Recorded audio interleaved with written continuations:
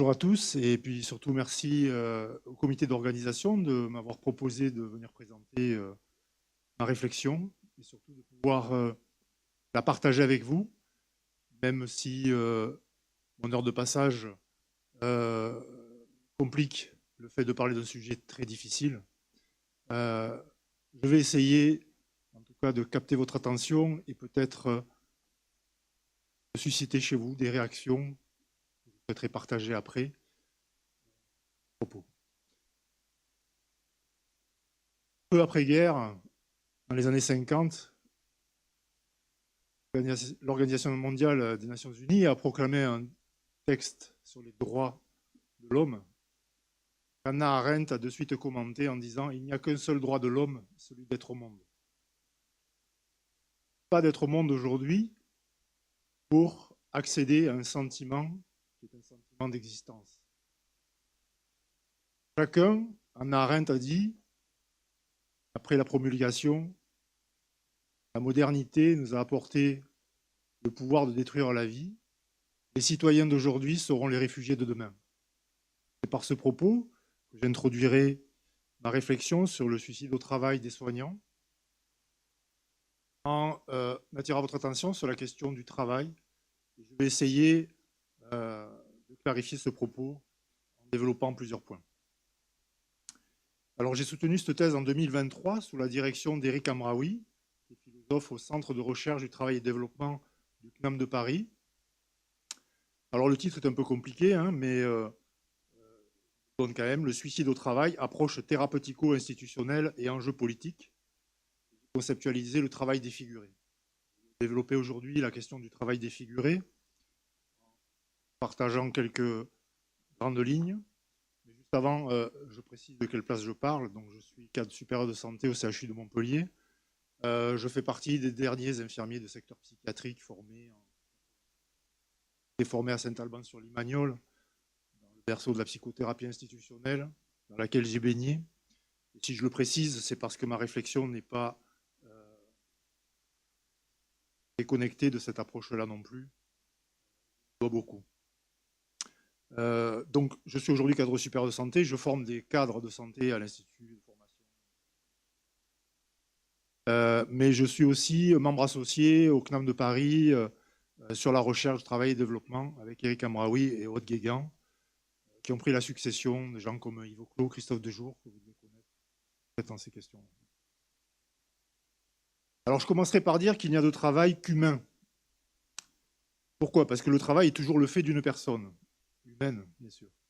Le contraire, ça s'appelle la mécanisation et la robotisation. Le mot « travail » n'est utilisé que quand il y a des personnes. Cette simple opposition de départ montre qu'entre l'action mécanique et l'action humaine que nous avons d'un côté la machine qui marche selon la rationalité à partir de laquelle on l'a programmée, et de l'autre, nous avons une personne humaine qui agit selon ce qu'elle est et ce qu'elle sait. Alors la rationalité mécanique n'est que technique, alors que la rationalité humaine est subjective. Cependant, depuis l'avènement de la technique, l'homme n'a de cesse de vouloir en finir avec le travail. Et l'actualité, en tout cas, nourrit cette idée. Pris dans son élan de modernité et de maîtrise. Alors paradoxalement, à mesure que le travail devient de moins en moins physique, il met à l'épreuve les êtres qui souffrent de nouvelles pathologies musculo-squelettiques et psychosociales.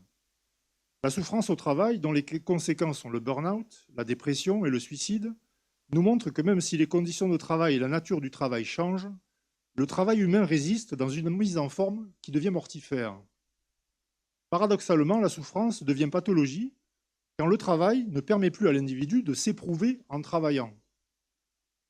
La pénibilité physique n'est pas ce qui fait fuir les travailleurs. C'est l'impossibilité d'exister par le travail qui les fait fuir.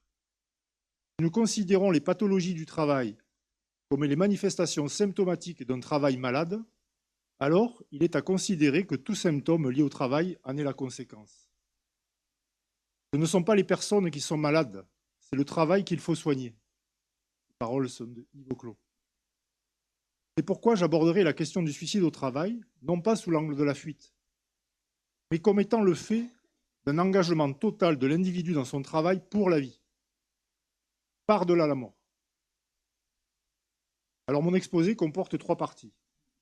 Je vais d'abord situer le contexte de ma recherche à partir des questions que pose le suicide au travail. Dans un deuxième point, je vais vous dire comment j'ai problématisé le suicide au travail des soignants à partir de mon expérience. Et en troisième point, j'ai interrogé le statut politique et phénoménologique de l'action humaine afin de porter un regard nouveau sur le suicide. Le contexte de ma recherche. Alors le suicide n'est pas un phénomène récent dans nos sociétés. Il a revêtu des significations différentes selon les époques. Valorisé dans l'Antiquité, réfuté durant le christianisme, même condamné.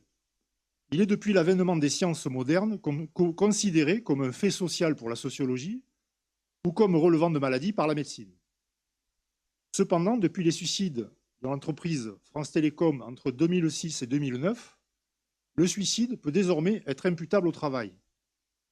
Entre la question sociale et la question médicale, le travail vient désormais enrichir le débat pour tenter de donner une signification à ce phénomène dramatique.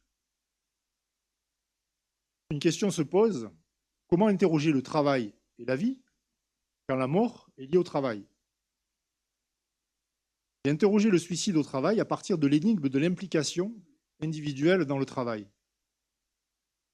Que les liens de corrélation entre l'implication et le suicide se dégagent de toutes les études sociologiques et psychopathologiques du travail, dont celle de Christophe Dejour.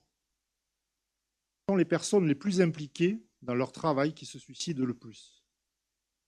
C'est pourquoi j'ai envisagé le lien entre l'implication et le suicide comme une riposte politique agissante.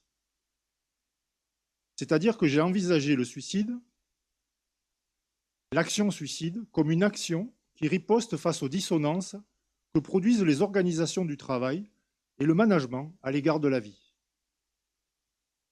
Je fais l'hypothèse que les suicidés ont une conscience de la vie qui ne se laisse pas mystifier par les nouvelles formes de pouvoir et de gouvernance qui encadrent le travail et la société.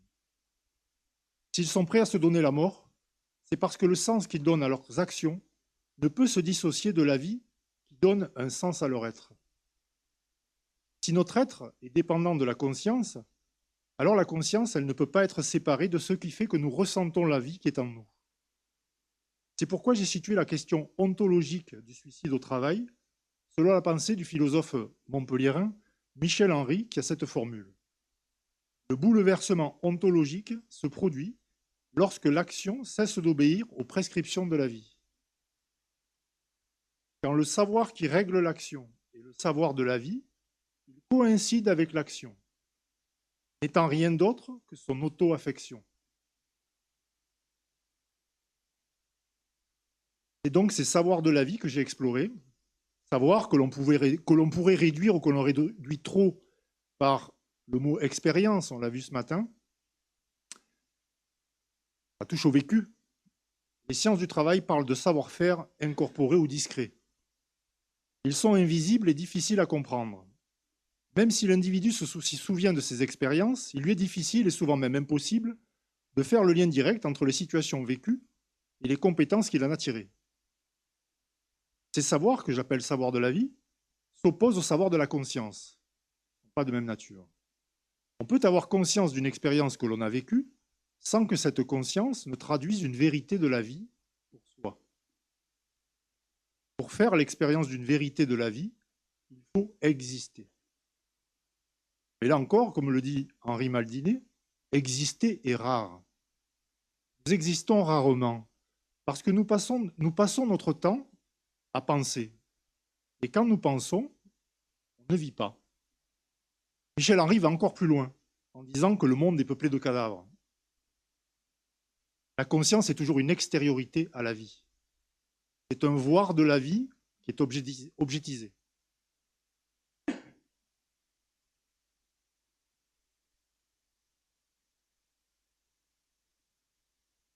Alors ces savoirs de la vie sont des savoirs qui font appel à une conscience de la vie qui n'est qu'affective, parce qu'il faut être affecté par une réalité pour se sentir exister. Et ça, c'est un premier point fondamental dans le rapport que j'ai souhaité dégager entre l'action et le suicide comme étant un rapport d'existence et de présence au monde. Il m'a été rapporté ceci par un membre de mon jury. l'écrivain Romain Gary, que certains connaissent, après un déjeuner avec son éditeur Claude Gallimard, s'installant dans son lit et se tirant une balle dans la bouche en laissant une lettre intitulée « Jour J ». Cette lettre s'achève avec ces mots : « Je me suis enfin exprimé entièrement ». Si les suicidés ne sont pas mystifiables, c'est parce qu'ils vivent avec une conscience qu'en philosophie on dirait sans illusion. Ils ne vivent pas dans une conscience qui se défait du sensible de la vie. Ils sont dans une présence. Nous verrons en quoi cette présence est une expérience paradoxale de la solitude de la vie. La solitude n'est pas une catégorie de la psychologie ou de l'éthique, mais une structure ontologique fondamentale. Elle constitue une structure universelle. Nous vivons seuls avec nous-mêmes. Là est son paradoxe. Parce que le sentiment d'exister ne peut advenir que dans la double expérience de soi. Nous vivons seuls l'expérience de la vie puisque nous portons la vie en nous jusqu'à notre mort. Le mourant, même s'il est entouré affectivement, il est le seul à mourir. Il est le seul dans cette expérience. Vivre est donc une expérience solipsiste. Mais ce qui donne à ce sentiment d'exister la possibilité d'une conscience, c'est l'être que nous sommes, qui ne peut apparaître à la conscience que dans une distance à soi. Un peu complexe, on va voir. La présence, c'est ainsi une capacité qui nous est offerte de dépasser ce qui fait la structure même de notre être, et qui est son universalité. La seule universalité entre les êtres, c'est l'aliénation de l'être lui-même. Cette incapacité, cette expérience particulière de la solitude. Éprouver la sensation de la vie est aliénant, car plus la sensation est forte et plus nous sommes enfermés dans nous-mêmes. Le psychotraumatisme correspond à cette émotion trop forte qui sidère la pensée. C'est donc là que se situe l'essence de la possibilité de la conscience de l'être. Dans le mouvement de la vie vers la conscience de soi à partir de son éprouvé sensible et affectif du monde. Il n'y a pas d'universalité du sensible. Phénoménologie. Le point de départ de ma recherche est empirique et clinique parce qu'il prend appui sur ma pratique et mon expérience du soin en psychiatrie d'une part, et aussi parce que j'ai été traversé par la question du suicide dans mon entourage professionnel. Je fais l'hypothèse qu'ici je ne suis pas le seul. Ma méthodologie n'a pas visé une neutralité axiologique, parce qu'il m'a paru naïf, voire indécent éthiquement, de prétendre à la neutralité face à un tel sujet. Ma posture de recherche est phénoménologique, parce qu'elle vise à faire tenir le monde de la science dans le monde de la vie, ce qui dans ma recherche définit la conscience comme étant liée à la vie. Nous verrons comment ce que nous appelons la conscience professionnelle ne peut relever d'une conscience qui répond uniquement à des normes de procédure ou de prescription, mais à une conscience sensible de la vie en travail. Le suicidé ne peut pas s'effacer derrière une déontologie ou une morale lorsque celles-ci ne prennent plus appui sur la vie. C'est dans la manière dont j'ai problématisé la question du suicide que j'ai suspendu mon jugement, grâce à la mobilisation de traces matérielles objectives et perceptibles de situations de suicide. Je suis parti de situations réelles de suicide. Et j'ai mené des entretiens auprès des proches des suicidés, de nombreux entretiens, dans une confrontation à des cadres théoriques issus de plusieurs disciplines des sciences humaines et sociales. J'ai ainsi mobilisé l'anthropologie, l'histoire, la médecine, la psychologie, la psychodynamie du travail, la philosophie, mais aussi la littérature, pour penser la complexité du suicide au travail des soignants. Mais j'ai soutenu une thèse de philosophie à partir d'une pluridisciplinarité théorique pour construire un discours véridique sur la question du travail humain, dans ce qu'il permet à tout individu d'exister. Si nous sommes des êtres sociaux, alors nous ne pouvons nier que notre être dépend à la fois de ce que nous ressentons de la vie en nous, mais que celle-ci ne peut prendre un sens que dans le monde où les autres existent aussi. C'est pourquoi j'ai pensé le suicide comme une riposte politique agissante.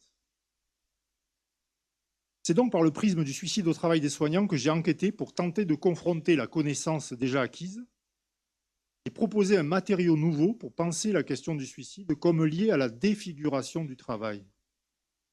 Il y a un lien de corrélation entre l'implication dans le travail et le suicide. Il faut donc être très impliqué dans son travail pour aller jusqu'au suicide. L'implication est ce qui pousse l'individu à agir dans son travail comme dans son suicide. Le pouvoir d'agir est à interroger dans ce qui le caractérise en tant que force et mouvement de la vie. C'est pourquoi je me suis interrogé sur l'action humaine, parce que le suicide est avant tout le fait de l'action d'un individu. Ce qui est visible de l'action d'un individu ne traduit pas la force et le mouvement de la vie. Elle n'en est qu'une image. Alors qui sont ces soignants qui se sont suicidés? Si on regarde les faits rapportés par les médias et les études de différentes instances et sociétés savantes, on peut dire que le suicide touche toutes les catégories sociales. Les médecins sont très exposés, mais les infirmiers et les aides-soignants aussi, et même les cadres, de même que les agents techniques. Personne n'est épargné. Si vous regardez la presse ou l'actualité en ligne, vous y lirez ceci. Dans la nuit de dimanche à lundi, un infirmier hospitalier s'est donné la mort sur son lieu de travail. La semaine dernière, 2 jeunes médecins se sont suicidés à seulement quelques jours d'intervalle. Une jeune gynécologue qui exerçait au centre de lutte contre le cancer, le second, un jeune assistant qui exerçait au centre hospitalier général. Un infirmier de 55 ans s'est suicidé le 13 juin 2016 dans son service au CHU, face aux pressions professionnelles et aux conditions de travail. Une infirmière de l'hôpital s'est suicidée le 24 juin 2016 à 44 ans. Dans sa lettre d'adieu, elle met en question les conditions de travail en dégradation constante. 2 infirmières d'un même service de santé se sont suicidées à 1 mois d'intervalle, âgées de 51 ans et 46 ans. Un interne se donne la mort tous les 18 jours à cause de surmenage. Stop à l'hécatombe. L'association Soins aux professionnels de santé a annoncé fin août 2022 que 3 professionnels de santé se suicident tous les 2 jours. Ce chiffre est calculé selon la proportion démographique du personnel soignant. L'Ordre national des médecins, l'Intersyndicale nationale des internes, ainsi que le résultat de l'étude Amadeus, menée par des psychiatres entre mai et juin 2021, auprès de 1000 soignants, montrent combien l'hôpital est un environnement difficile pour les soignants. C'est un état des lieux du suicide au travail des soignants qui est accablant. Mais il reste cependant faiblement documenté, et le suivi n'en est pas encore suffisamment précis et établi. Alors comment j'ai problématisé la question du suicide au travail? En France, le taux de suicide est un des plus élevés d'Europe, variant peu d'année en année avec une oscillation entre 13 et 14 suicides pour 100 000 habitants, soit environ 9 000 suicides par an, avec une sous-estimation de 10% selon Santé publique France. L'Institut national de recherche et de sécurité pour la prévention des accidents du travail et des maladies professionnelles, l'INRS, déclare qu'une étude exploratoire menée par Santé publique France avec quelques instituts médico-légaux montre qu'en 2018, près de 10% des suicides analysés pourraient avoir un lien avec le travail. Il n'y a pas de réelles statistiques sur le suicide au travail, mais d'après Santé publique France, le secteur de la santé et de l'action sociale présente le taux de mortalité le plus élevé pour les suicides au travail. Nous sommes en première ligne. Comment se fait-il que des professionnels dont le travail est de restaurer, voire de sauver la vie des autres, ne soient pas davantage protégés de ce phénomène dramatique? Tous les soignants ne se suicident pas au travail, mais les données nationales de santé publique montrent qu'ils sont particulièrement exposés à ce risque. Alors si l'implication est un facteur de risque, la question du travail lié à la vie y est portée à l'extrême. Soigner des gens, c'est pas rien.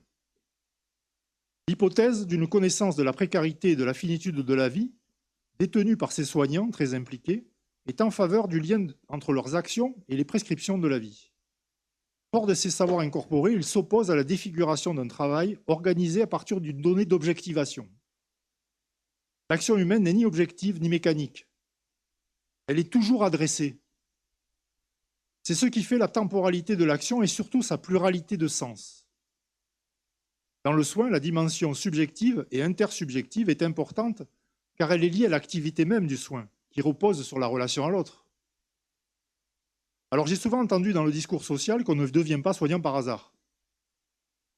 Un projet de vie est jalonné d'expériences diverses et de rencontres. Mais l'implication porte en elle des raisons subjectives qui échappent à la conscience. La posture professionnelle ne relève pas d'une séparation entre les sphères privées et professionnelles. Il n'y a pas de clivage chez les travailleurs impliqués. Le travail, c'était sa vie, m'a dit une cadre au sujet d'un de ses agents qui s'est donné la mort. Comment relier la question du suicide à la question du travail? Notre regard sur le suicide dépend de l'époque et du lien que nous entretenons entre la vie et la mort. Dans l'Antiquité, pour Aristote, l'esclave n'a pas le statut d'un humain, car sinon il n'accepterait pas sa condition d'esclave et il se suiciderait. Chez les Romains, le suicide est le propre des empereurs. Il y a de la grandeur d'âme dans cet acte qui n'est que l'œuvre des plus grands personnages.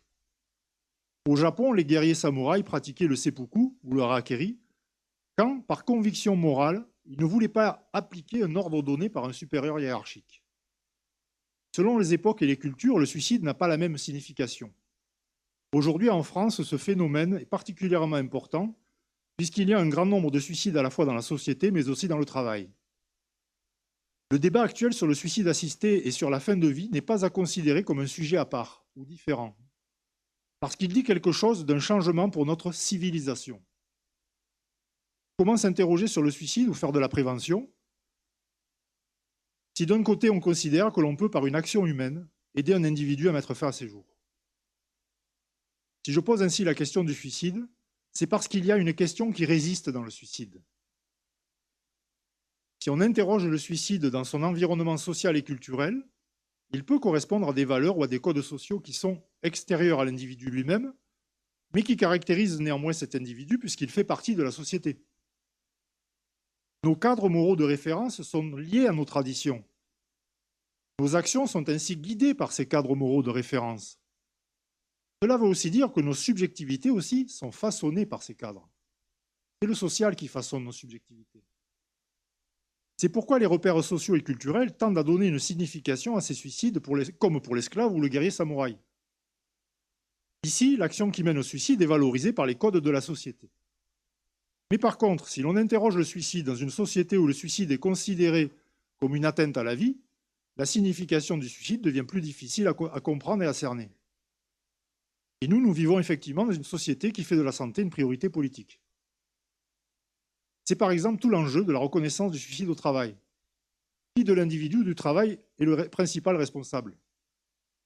Nos repères sont tout à coup plus flous, car ils nécessitent un nouvel arbitrage.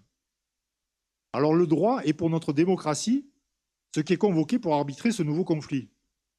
Mais le droit n'a pas pour vocation à aller au-delà des mises en forme factuelles de tous les éléments en présence pour proposer un arbitrage. Il y aura toujours des parties adverses. C'est pourquoi j'ai interrogé le suicide pour dépasser à la fois le clivage de l'individu et du social et le dualisme ontologique que pose la question du suicide entre le sensible et la raison. Ce dualisme est marqué de l'opposition que tout individu peut ressentir entre ce qu'il vit et ressent et la conscience qu'il a du monde qui l'entoure. Il peut arriver à chacun de se sentir décalé par rapport à la réalité des autres. On l'a vu ce matin avec les pères aidants. C'est comme ne pas se sentir dans l'ambiance du groupe et du moment. On parle de syntonie. C'est pourquoi le suicide pose la question politique du travail. Alors comment faire une question du suicide une question de travail? Je dirais que l'évolution des organisations du travail s'appuie de plus en plus sur des perceptions qui prétendent maîtriser l'action humaine. Mais cette conception matérielle et déshumanisée du travail ne saurait être efficace sans un management pyramidal acquis à sa cause. C'est la combinaison machiavélique, organisation rationnelle du travail et contrôle au plus près de l'activité des travailleurs qui entraîne ce que l'on peut appeler une perte de sens dans le travail. Cette perte de sens met des individus particulièrement impliqués dans leur activité dans une position de désolation, voire d'essolement, au sens aréntien du terme, c'est-à-dire dans un monde devenu invivable, ou alors se sentir seul au milieu d'une foule. Le discrédit apporté sur l'action des individus dans ce contexte social rend toute possibilité d'appartenance à un monde commun. Les suicidés, qui ont un niveau de conscience particulier, ne peuvent pas se trahir dans leurs actions. La vie dans son absolue révélation ne saurait se laisser mystifier par aucun pouvoir social, ni par des organisations qui veulent transformer le travail du soin en production de masse et dans une visée économique. À ce niveau, le suicide pose la question de la dépolitisation du travail. Alors ma thèse propose une rupture épistémologique sur la question du suicide pour apprendre à regarder la vie telle qu'elle se manifeste dans une opposition à son apparence visible. Il y a dans le suicide d'une personne la manifestation de la vie dans le paradoxe de la mort. Ce paradoxe n'en est peut-être pas un si nous considérons la mort comme un non-phénomène. C'est-à-dire que seule la vie peut faire advenir un phénomène. La mort n'est que la fin d'une vie et donc n'est pas. Il n'y a aucun vouloir dans la mort, nous disait Nietzsche. Seule la vie est volonté. Volonté de puissance et volonté d'apparaître. Mon propos n'interroge donc pas la mort. Parce que, comme l'a encore dit Vladimir Jankélévitch, toute vie, aussi courte soit-elle, est une victoire sur la mort. Aussi, tant qu'il y a de la vie, il y a de la vie. C'est pourquoi, jusqu'à l'instant de sa mort, le suicidé est bien vivant. La temporalité vivante n'est pas mesurable. Elle révèle de la présence. Être vivant, c'est être présent. Juste pour saisir la temporalité, le travail cadencé est une temporalité mesurée. Taylor a mesuré les tâches, les a calibrées. Le rapport qu'on a vivant à la tâche ne rentre pas dans ce cadre-là. Une journée de travail peut nous avoir duré une semaine, comme 5 minutes. Moi, parfois, je suis tellement dans mon travail que depuis le matin, je n'ai pas levé le nez, je regarde, mais c'est déjà 18 h, il faudrait peut-être penser à... Vous voyez ça? C'est ça la temporalité vivante. Pourquoi le suicide comme riposte politique agissante?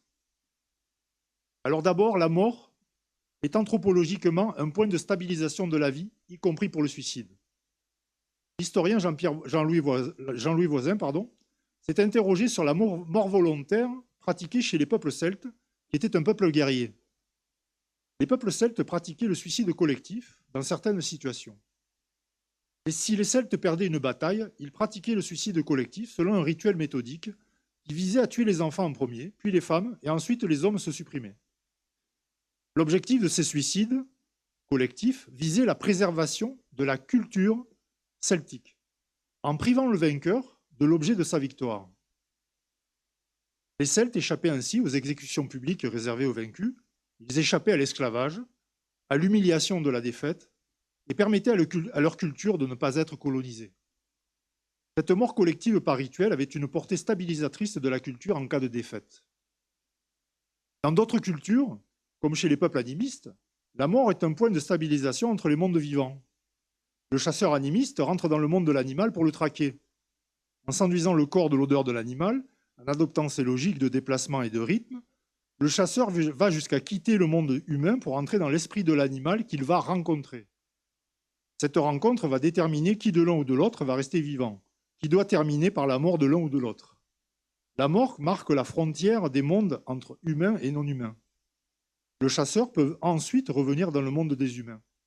C'est en racontant sa chasse à son retour qu'il réintègre les siens.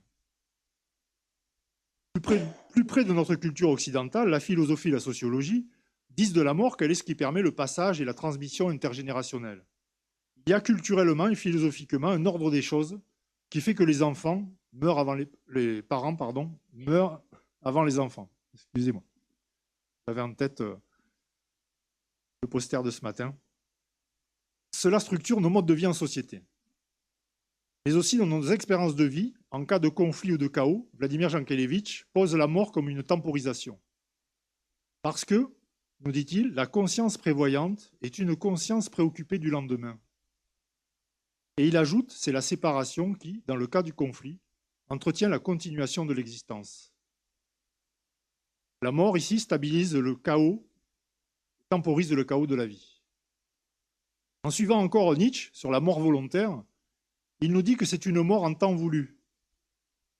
Ce que je vous montre, nous dit-il, c'est la mort accomplissement, qui devient pour les vivants un aiguillon et une promesse.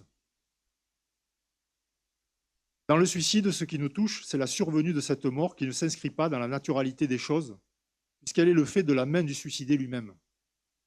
C'est une question anthropologique et philosophique qui nous est posée là, comme l'a bien souligné Albert Camus. Le suicide, c'est même la seule question philosophique sérieuse.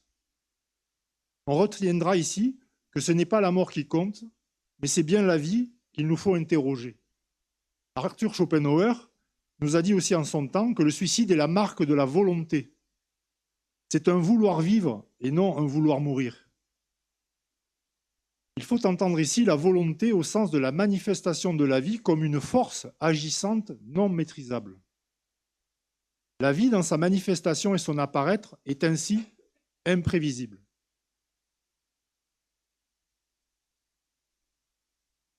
Ce qui caractérise le suicide, j'en ai pas pour longtemps, c'est important, je vais rentrer là dans la théorisation. Ce qui caractérise le suicide, excusez-moi, dans sa manifestation est bien son imprévisibilité. Même les psychiatres les plus experts que j'ai interrogés se heurtent à comprendre le fait qu'une personne puisse aller bien durant un entretien et se suicider l'instant d'après.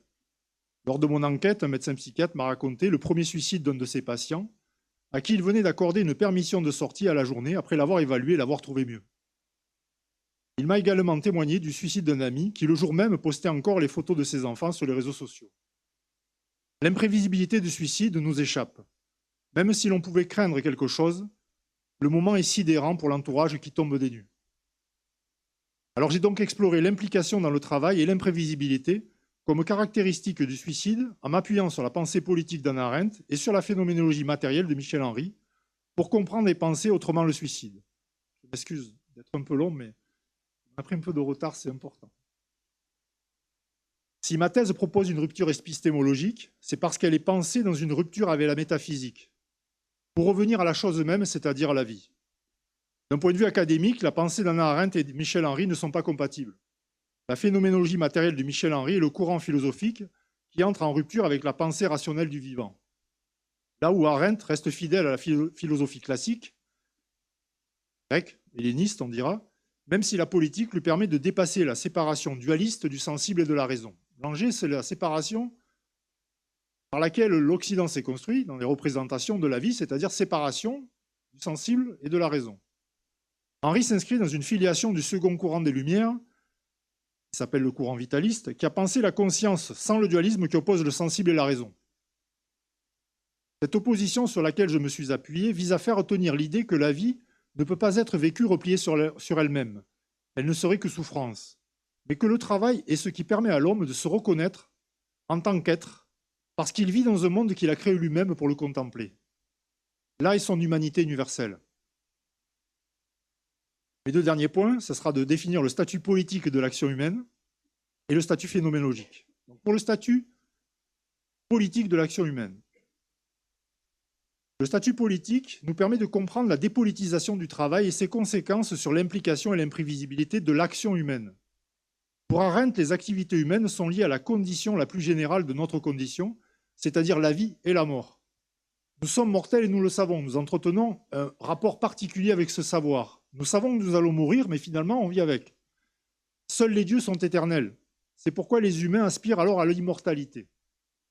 La condition permet de faire la distinction avec la nature humaine, dans le sens où nous pouvons penser et comprendre ce que nous faisons. Tout ce qui touche la vie humaine, tout ce qui se maintient en relation avec elle, assume immédiatement le caractère de condition de l'existence humaine. Ce que nous faisons conditionne nos existences. Avec le concept de vita activa, elle place la primauté du faire sur l'être, comme moyen de dépasser la finitude de la vie. Quand je fais bien quelque chose, c'est structurant en retour sur mon être. Je vais bien. De même, quand je suis reconnu pour ce que je fais, cela a un retour sur qui je suis. La vie n'a de sens que relatif à ces conditions parce que la nature de l'homme nous échappe. Cette dialectique du faire et de l'être pose l'enjeu politique de l'activité humaine dans une articulation entre le domaine privé et le domaine public. Pour cela, Arendt définit 3 activités fondamentales: le travail, l'action et l'œuvre. La condition humaine du travail, c'est la vie. Le travail est lié à la vie. Mais le travail assure la survie de l'individu et de l'espèce. Il s'occupe des nécessités biologiques. On est obligé tous les jours de travailler pour rester en vie. Tous les jours, il faut répéter la même chose. Et ce travail-là, chez les Grecs, c'est l'esclave qui le faisait. Vous comprenez? Parce que c'est un travail aliénant qui n'humanise pas. Donc le travail se pratique à l'ombre du monde, c'est-à-dire dans le foyer privé. Il n'est pas visible. Le maître a le droit de vie et de mort sur ses esclaves, puisque ces esclaves n'ont pas le statut d'humain. Le travail s'effectue donc dans le foyer privé. Il n'est pas politique car il ne prend aucune apparence visible. D'ailleurs, les métiers domestiques ou du soin font que le travail, quand il est bien fait, il disparaît.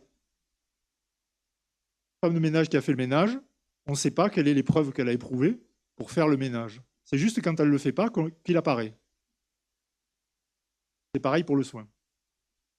De plus, soulager quelqu'un, hein, d'où notre tendance, par la méconnaissance de ce que c'est que le travail humain, vivant, d'où notre tendance mortifère à le réduire à une donnée d'objectivité, au visible, au résultat seulement. Pensez à la T2A. La condition de l'œuvre est l'appartenance au monde, parce que l'œuvre confère une certaine permanence, une durée à la futilité de la vie, mortelle, au caractère fugace du temps humain. On a besoin de laisser une trace de nous. Et pour Arendt, il y a deux moyens au niveau politique. La fabrication, l'œuvre, qui va perdurer par-delà notre vie, et la natalité. La pluralité est la condition de l'action humaine. Politiquement, ce qui conditionne l'action humaine, c'est sa pluralité. Parce que nous sommes tous pareils, c'est-à-dire tous humains, sans que jamais personne ne soit identique à aucun autre homme ayant vécu, vivant ou encore à naître. Le travail et l'œuvre, de même que l'action, s'enracinent dans la natalité, dans la mesure où ils ont pour tâche de procurer et sauvegarder le monde à l'intention de ceux qu'ils doivent prévoir et avec qui ils doivent compter, c'est-à-dire tout le flot de nouveaux, ce qu'on appelle les générations futures. Toutefois, c'est l'action qui est le plus étroitement liée à la condition humaine de natalité. Le commencement inhérent à la naissance ne peut se faire sentir dans le monde que parce que le nouveau venu possède la faculté d'engendrer du neuf. Vous comprenez qu'un nouveau venu va engendrer du neuf. C'est-à-dire, il va agir. Ainsi, quand nous agissons, nous nous donnons la possibilité de naître à nouveau. Parce que l'action est toujours un commencement. L'action crée la condition du souvenir, c'est-à-dire l'histoire. La natalité est la catégorie centrale de la pensée politique. Parce que c'est de la pluralité et donc de la nouveauté que la vie individuelle et collective a un sens. Dès que la vie s'inscrit dans l'identique et la répétition, elle se réduit à sa fonction biologique.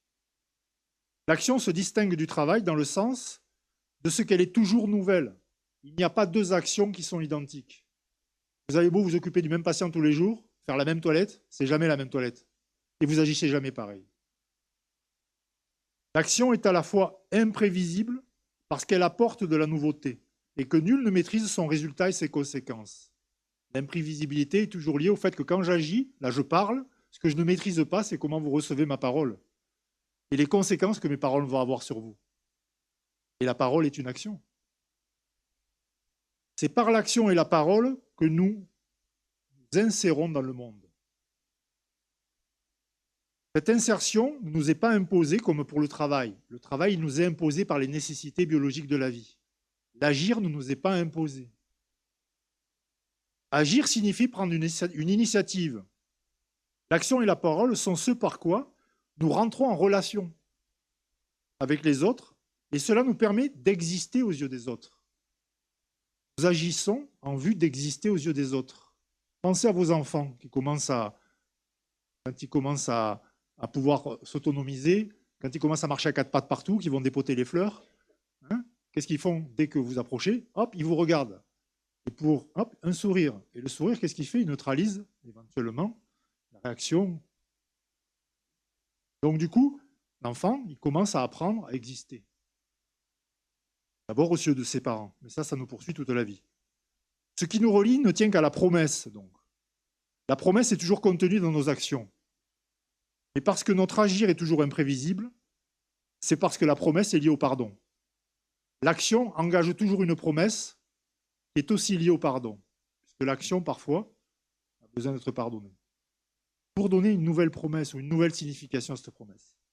Vous comprendrez là encore que seules les activités qui humanisent sont celles qui se déroulent dans le domaine public et donc politique, puisque seule l'action et la parole nous donnent accès au domaine politique.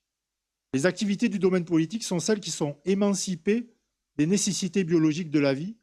Et donc cette émancipation, retenez-le bien, c'est une émancipation du pouvoir et de la domination. Parce que dans le domaine politique, Le pouvoir et domination ne sont pas admis. Le domaine public politique est l'espace où la citoyenneté se définit à partir de la liberté d'agir et de parler entre individus égaux. Vous comprenez là que nous n'avons aujourd'hui une représentation du travail et des modèles d'organisation qui ne garantissent plus le statut politique de l'action humaine. Nous héritons d'un modèle d'organisation qui est lié à ce que la modernité a produit par les décisions successives des hommes qui nous ont précédés. Vous pouvez, comme moi, avoir le sentiment certains jours dans votre travail salarié d'être la répétition comme l'esclave antique. Je fais peut-être même hypothèse que si vous vous êtes mis à faire de la recherche, c'est pour échapper à ça. Depuis la révolution industrielle, notre rapport au travail humain a changé. Le contrat de travail auquel nous nous soumettons est un lien de subordination à une autorité hiérarchique. L'industrialisation a recréé la dialectique du maître et de l'esclave antique en séparant la conception et l'exécution de la tâche. Au sens d'Arendt, nous sommes devenus une société de travailleurs privés d'apparaître dans le domaine public. La dépolitisation du travail est plus largement le fait de la disparition du domaine public, parce que la société est devenue une grande famille dont l'État-nation est le garant de l'entretien et du maintien de la vie. C'est pourquoi l'effondrement du politique est lié à la diffusion du pouvoir et de la domination dans le domaine public par l'avènement du social. L'entretien et l'intensification de la vie sont devenus notre seul souci collectif. Cela a produit une société de masse qui s'appuie sur le conformisme et le consumérisme. Le consumérisme est lié à la production de masse qui a transformé nos valeurs d'usage, propres à tous nos métiers, en valeurs marchandes. La culture des métiers du soin laisse place à la production du soin. L'avènement du social est la transformation en intérêt public de ce qui était autrefois une affaire individuelle privée concernant que la propriété privée. Alors que l'action garantissait la liberté dans le domaine public, l'égalité dans une société de masse ne repose plus sur la pluralité, mais sur le conformisme. Être conforme signifie agir selon les attendus de la masse ou du pouvoir et non selon la nouveauté. L'égalité sociale qui est recherchée par la masse efface toute individualité d'identité individuelle. En clair, plus on est dans la masse, moins on existe individuellement. L'action, c'est pourquoi la société dévalorise l'action humaine au profit du comportement aujourd'hui. L'action qui est d'abord naissance et nouveauté est remplacée par la norme standard du comportement. Le savoir-agir est remplacé par le savoir-être, conforme aux normes de la masse et du pouvoir. La promesse et le pardon sont remplacés par le respect de la norme et l'évaluation. Dernier point, je m'excuse. Le statut phénoménologique de l'action humaine est affectif et invisible. Ce sera plus rapide. Pour comprendre le statut phénoménologique de l'action, il nous faut comprendre la manière dont l'action devient un phénomène, c'est-à-dire le résultat de l'action, comment il apparaît. C'est la phénoménalité de l'action qu'il convient de saisir, c'est-à-dire son apparaître à la conscience. L'homme va rechercher à rencontrer ce qui fait son humanité dans ce qu'il fait et dans ce qu'il réalise, afin d'accéder à une réalité universelle qui est celle de la vie des hommes. En clair, si je ne me reconnais pas dans ce que je fais d'abord, je ne risque pas de me reconnaître dans l'humanité des autres. C'est ça que ça veut dire.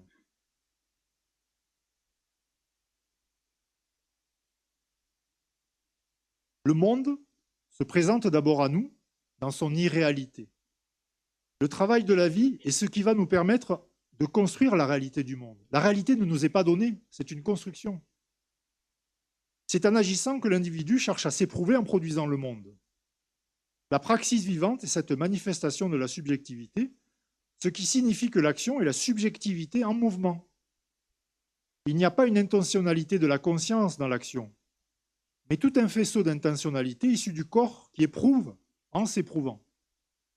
Le corps n'est pas seulement le mouvement, il est surtout le sentir. L'essence du sentir est le mouvement. Le sentir peut devenir un savoir par l'acte de sentir. C'est ainsi lorsque le savoir qui règle l'action est celui de la vie. Coïncide avec l'action. La vie ne peut pas s'accroître sans cette phénoménalité. Parce que c'est là qu'elle se déploie, qu'en philosophie, on définit comme étant la culture. Vous comprendrez pourquoi tout travail est de conception. Nous ne sommes jamais exécutants. Lorsque l'on est privé de la conception de son action, on est empêché au sens d'Yves Clos. dans le développement de la vie qui est en nous. L'action est donc le rapport affectif pur avec le monde et le travail de la vie est la conquête du monde. Le concept de corpropriation de Michel Henry correspond à l'activité du corps qui s'approprie l'extériorité du monde pour le faire sien. Cette corpropriation est la manière dont notre subjectivité travaille à rendre le monde habitable. Par exemple, si c'est la première fois que vous venez à ces journées de recherche, le lieu, les gens, l'ambiance, tout ce qui s'y passe depuis votre arrivée ce matin, vous est étranger. Mais sans le savoir, vous allez investir subjectivement le lieu jusqu'à le connaître sans y penser. C'est le corps subjectif qui fait ce travail de corpropriation. Parce que nos sens sont en éveil et nous les éprouvons. Le voir n'est pas que visuel.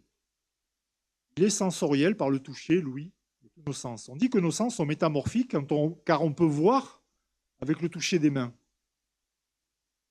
L'homme ne produit pas uniquement ce dont il a besoin, il produit de façon universelle, parce qu'il est capable de reproduire la nature et de construire son monde. Et il peut s'y contempler. La vie productive et la vie engendrant la vie, c'est une activité libre.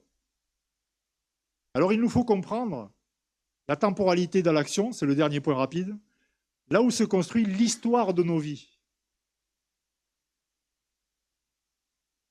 Les ressources de l'action individuelle ne sont jamais isolées des autres personnes rencontrées à l'occasion du travail et au-delà.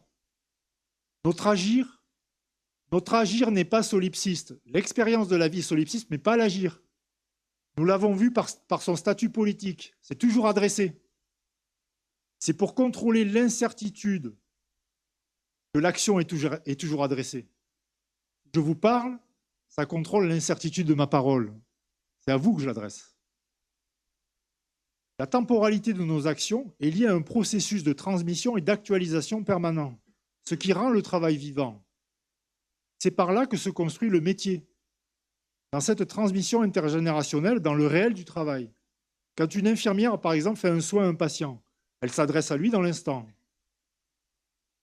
Mais, dans la manière dont elle réalise son soin est aussi adressé à d'autres qui ne sont plus là, mais qui comptent encore. Par exemple, ceux qui lui ont appris le geste.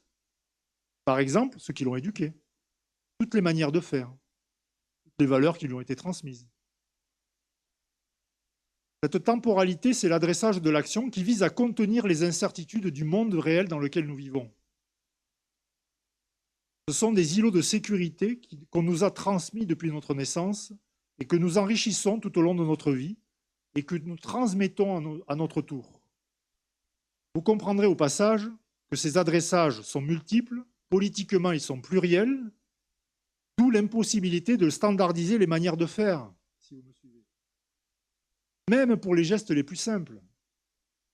Pour aller plus loin, lorsqu'on agit, en fait, on agit toujours au passé. On prend appui sur nos habitudes, parce que c'est moins coûteux subjectivement. Mais l'habitude, qui est dévalorisée par le management de la qualité, par exemple, est pourtant ce sur quoi repose la sécurité du travail. Henri Bergson nous dit « L'habitude est à l'action, ce que la généralité est à la pensée ». Les activités à risque passent leur temps à anticiper pour construire des habitudes. On appelle ça des routines dans le travail. Ces routines permettent d'être disponibles le moment venu pour faire face à quoi? Aux imprévus. Si l'action se situe au passé, c'est parce que notre corps porte en lui la mémoire de tous nos gestes passés. Cette mémoire est vivante parce que c'est notre corps qui porte en lui les traces de ces situations passées. Ce que l'on ressent dans chaque situation vécue s'inscrit dans le corps. Le corps est une mémoire à disposition pour l'action présente. C'est encore Henri Bergson qui dit « La vérité est que la mémoire ne consiste pas du tout dans une régression du présent au passé, mais au contraire, dans un progrès du passé au présent. C'est dans le passé que nous nous plaçons toujours d'emblée. » Il nous dit encore que la mémoire n'est pas un matériau à disposition rangé dans un tiroir de notre cerveau. C'est la sensation de l'instant, ce qui est éprouvé dans le réel d'une situation qui convoque une trace affective passée sans que nous puissions choisir ni avoir la maîtrise de cette convocation. C'est de cet éprouvé passé convoqué et présent affecté que peut naître une nouvelle action. L'efficacité de cette action agira comme une nouvelle trace structurante de nouveaux savoirs. L'action ne peut donc pas être amputée de son historicité au risque d'y perdre sa boussole. C'est ce qui fait que nous sommes d'abord des êtres de culture avant d'être des êtres de science. Michel Henry montre que le domaine des sciences n'est pas de même nature que le domaine de la culture. Les réformes du système de santé, avec la nécessaire maîtrise des coûts de production, a mis à mal la culture de nos métiers. Parce que l'organisation scientifique du travail adossée au tournant gestionnaire des années 80 a provoqué un changement de paradigme pour les soignants. L'industrialisation des activités des soins immobilise ce qui fait le travail humain dans sa culture et son humanité. Les plus impliqués dans ce travail ne peuvent s'y résoudre. Et c'est quand un événement inattendu les rattrape qu'ils passent à l'acte. Véronique était infirmière, elle avait fait le choix de travailler en psychiatrie. Elle a travaillé en intra-hospitalier avant d'aller vers un CMP puis un hôpital de jour. Ses collègues la décrivent comme très impliquée dans la prise en charge des patients, avec une relation très privilégiée avec ses patients, surtout ceux atteints de psychose. Elle pratiquait le toucher-massage et il lui arrivait de masser également ses collègues. Durant les entretiens, certains m'ont dit qu'elle avait un toucher incroyable. Elle s'était formée à l'art-thérapie également.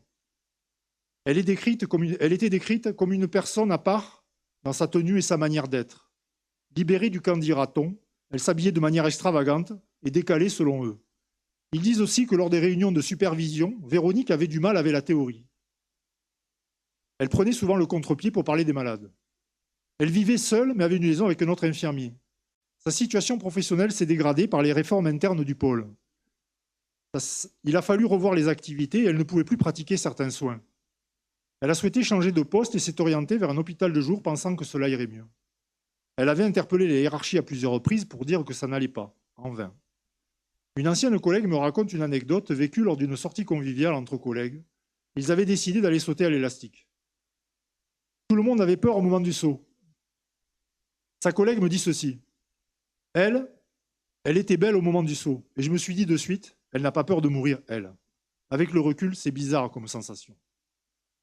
Un matin, elle ne s'est pas présentée au travail. Un de ses collègues l'a retrouvée pendue avec une écharpe qu'elle portait toujours. Ces écharpes qu'elle portait toujours disaient « c'était mon doudou », disait-elle.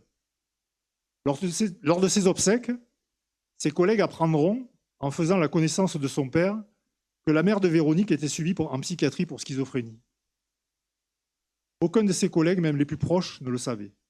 Sa collègue me dit alors, que venait-elle chercher en psychiatrie? Le travail est vivant parce que nous sommes affectés par chaque situation de vie. C'est de cette affectivité que nous actualisons notre passé dans le présent. L'affectivité, c'est ce qui nous rend présents au monde. Parce que cette présence sensible est imprévisible dans sa manifestation. La souffrance comme épreuve affective du monde et de la vie est le point de départ de l'intelligence praxique. La maîtrise des processus de production, issus de l'ingénierie et de la technique, s'oppose à cette temporalité vivante de l'action humaine. La production est un présent productif, matériel et technique.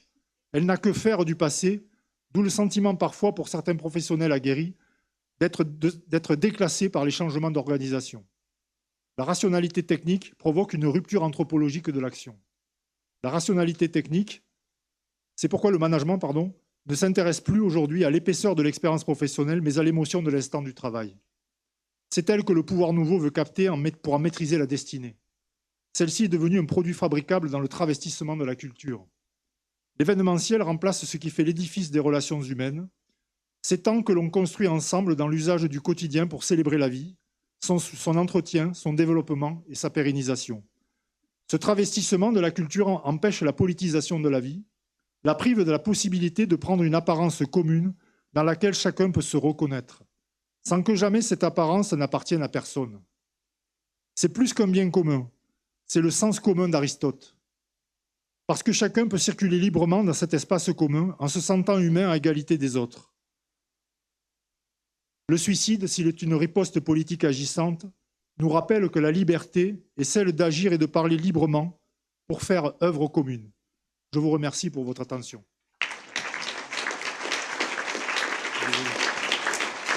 Merci pour ce propos. Merci beaucoup. Malheureusement, on ne va pas avoir de temps